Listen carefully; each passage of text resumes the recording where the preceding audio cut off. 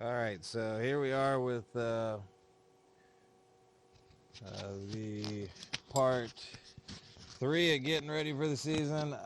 Everything is prepped to do a hull repair on an aluminum hull. I was going to just try and fill the holes with Weld, but they were actually so big, and I'm going to end up covering them with plate, like the hole that was above it. So found some diamond plate, and I'm gonna weld these two pieces of diamond plate on, cover the hole up. So when welding aluminum, it's a little trickier than some other materials. There's a handful of common processes that are typically used for welding aluminum, and one of those is TIG welding with AC current. TIG welding, which stands for tungsten inert gas, that's actually the old name. The new name is now gas tungsten arc welding, or GTAW. And that the reason for the change is as we started playing with different gases for this process, or different shielding gases, they discovered that you can use active gases. So having inert in the name was no longer true. So there is some TIG welding with active gases in our case. In my case right now with aluminum, it's going to be an inert gas. Aluminum is a very reactive material, so as soon as it gets heated up and it melts, it wants to react with all sorts of things, either things on the base material itself or the air, and forming oxides. So we use argon, which is inert, doesn't react with anything, to cover the weld pool and keep it from reacting. Another thing special about aluminum is the oxide coating, which protects it. It keeps it from rusting. It actually makes it hard to weld. So the same thing that protects it from corrosion makes it very difficult to weld, and that's aluminum oxide. Now, aluminum oxide is a ceramic, so it does not weld very well with arc welding processes. So what's interesting about using AC is that there's a phenomenon called cathodic cleaning. So when the polarity switches to electrode positive, so that means this is positive, and now the boat or the hull is negative, it will lift off that oxide layer. If we kept this positive the entire time, this tungsten, which is really small, all the electrons will come up and congregate right here, and they'll heat it up, and no matter how much cooling you have, it'll be impossible to keep it from blowing up. So that's the beauty of using AC. As the current alternates, as it switches back and forth from positive to negative, that positive cycle is doing the cleaning.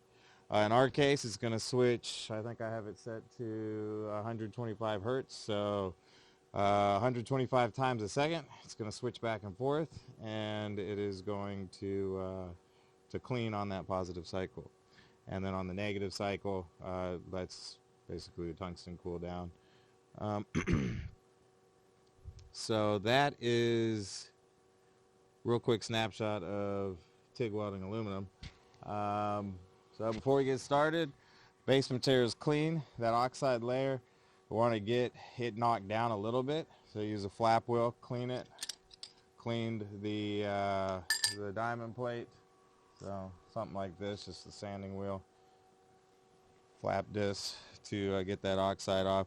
Now the thing with the oxide is, you would think, oh, I got it off, I can now use electrode negative. Well, that's not the case. It reforms in picoseconds, so extremely fast. But taking it off initially helps thin it out, as well as taking off any dirt or debris. So I'm going to get this thing tacked up and then weld it up, and hopefully keep water from getting in the boat, which is fairly annoying. Keeps the bilge pump running, keeps that busy, and I don't like relying on a bilge pump to be seaworthy.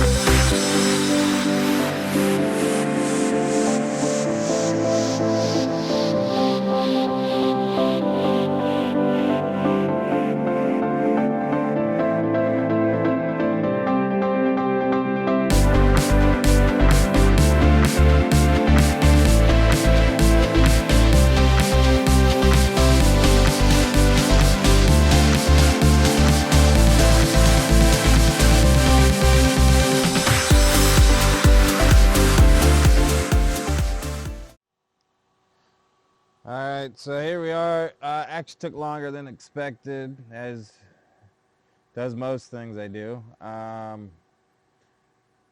It turned out all right.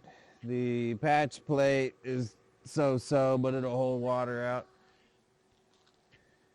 And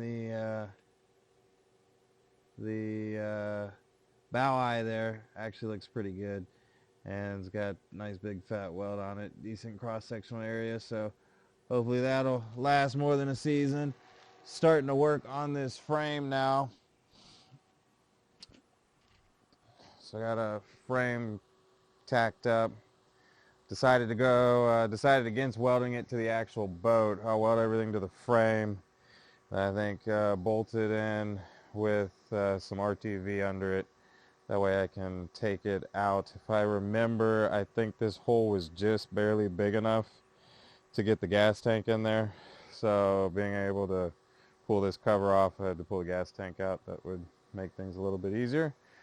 So as usual, running behind schedule, but gonna try and catch up this week. My plan is to actually get traps in the water this week, and as you can see, there's still everything else to do. So gonna be some late nights for me early in the week here, but I think we'll be able to knock it out.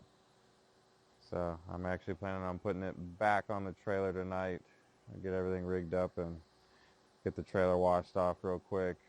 And there's what else does it need? I think it needs some UHMW on the bunks and a new fender, but that's on order, so that'll have to go on after. And then yeah, once it's on the trailer, start working on the motor, start working on fuel filter, pump. I think that's it. And that's back together, pack it all up, get out on the water. So hopefully by next week we'll have crawfish, but we will see. All right, thanks for watching.